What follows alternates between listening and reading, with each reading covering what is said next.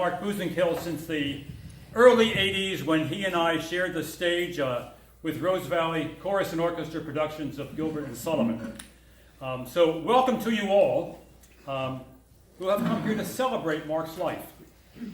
We have people here from all stages, from his boyhood, childhood in Pewtown, from mask and wig fellow actors, First Troop, Philadelphia City Cavalry. It always takes me a long time to say that whole name, but I dare not make a mistake or I'm going to get a saber next to me or something.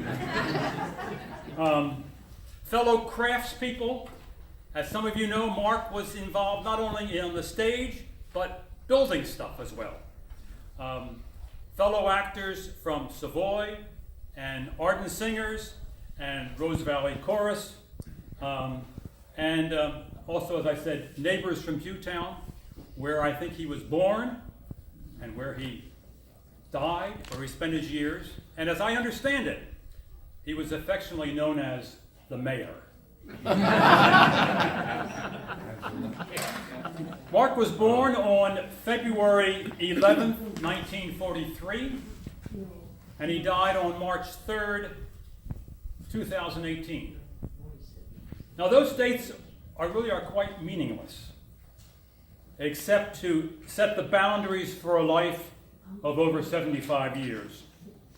And it's what happened during those 75 years which is meaningful and which we want to celebrate today.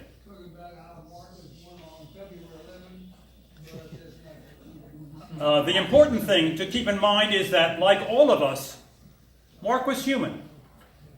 So he has his inconsistencies, his moods, he had his different personalities, all of which went into making Mark the unique person he was, and the person we've come together to celebrate. Mark was small in physical character, in physical stature, but boy, could he command the stage in any situation. He had great bravado, but often lacked self-confidence. He aspired to social status, but lived in an old house with his mom. He could be very polite and refined, but could swear like the best of them. He was extremely creative, and yet could sink into depression. He was quiet, and yet at times explosive. He was loving, and yet often angry. Again, he was a human being.